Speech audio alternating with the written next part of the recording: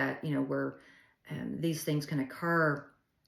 And, we often recommend counseling if the patients haven't considered that. Many of them have.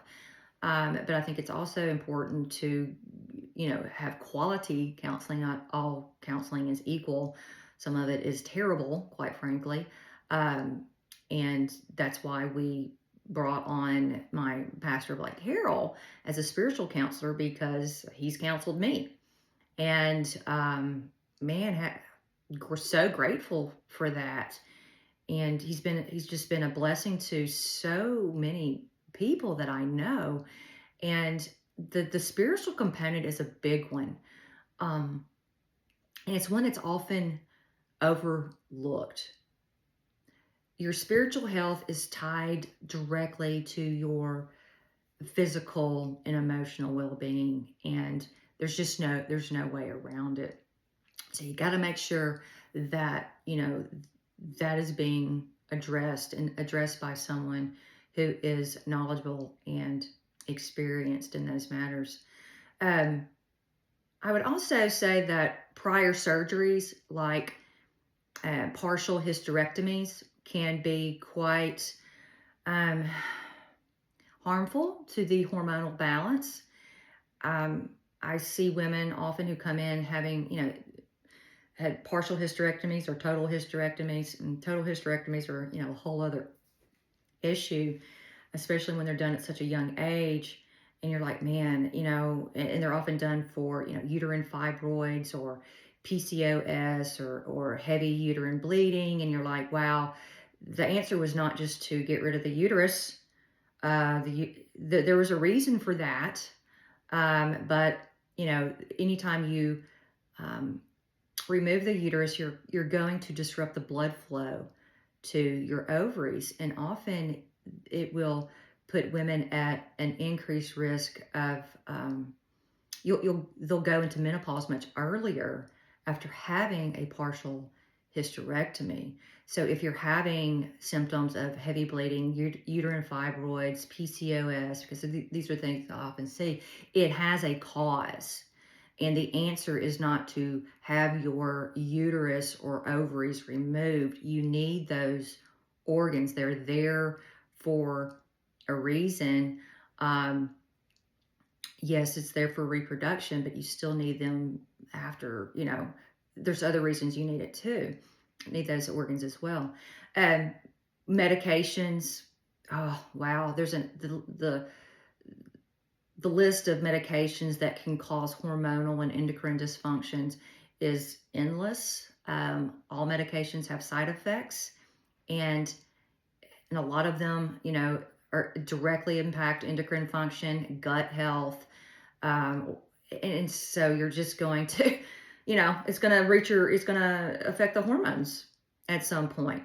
So, um, I'm just not a fan of using pharmaceuticals for treating chronic issues. It's a losing strategy. Pharmaceuticals will never address the root cause of your problems, and certainly don't take synthetic hormones.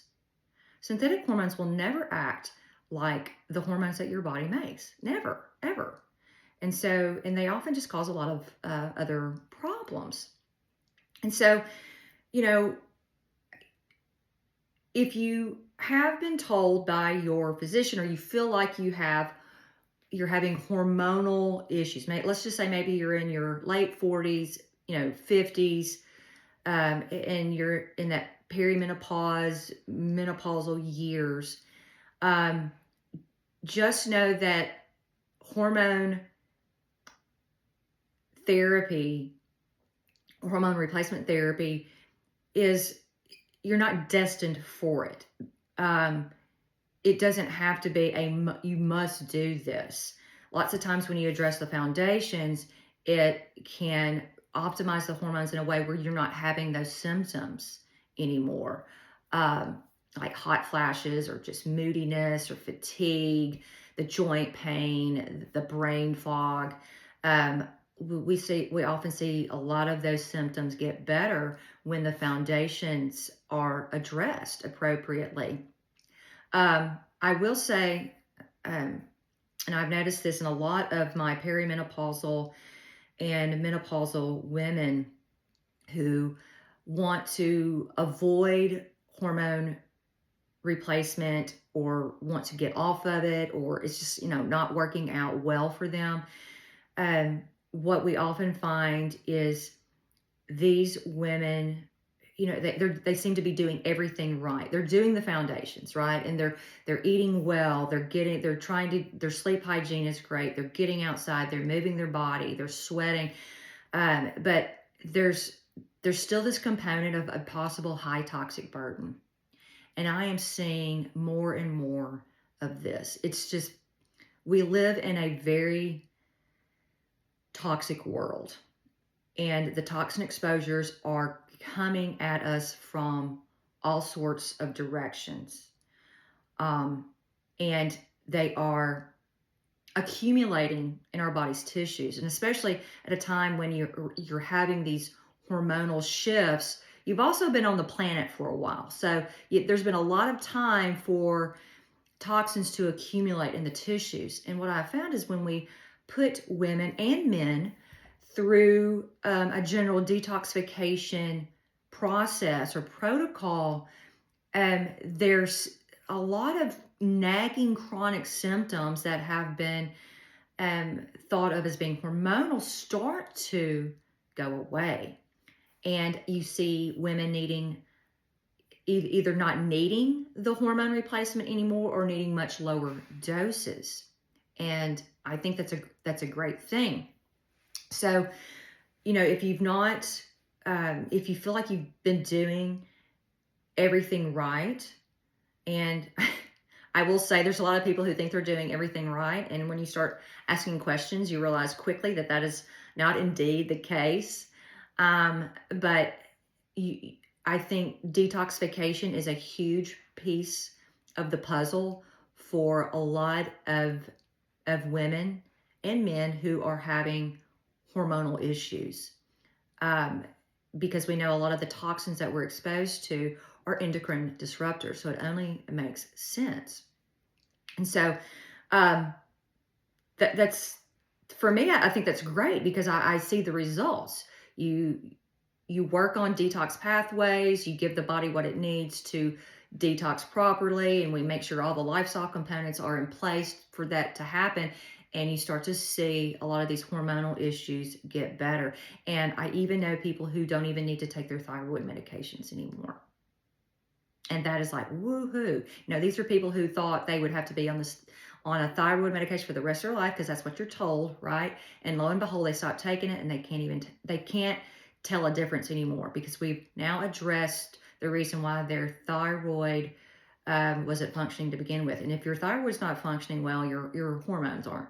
They're going to be off as well. So again, if you've been told that your hormone levels are off, you need to be placed on hormone replacement therapy, I would say address the foundations first, because if you head straight to hormone replacement therapy without addressing the foundations, you're just going to make matters worse, because you're not addressing why your hormones are unbalanced. Now, I will say this. I do have patients who are doing everything right, and they have done detoxification protocols, made them feel better, but they still feel better on small amounts of bioidentical hormone replacement therapy. That's great. If that's what you want, if you feel better on that, then that's for you. Everybody's different. We just have to have the discussion about, hormone BHRT, bioidentical hormone replacement therapy, depending on your age and what your goals are, and the pros and the cons of doing such, because there are certainly some cons to that. But at the end of the day, the point I want to get across is hormonal issues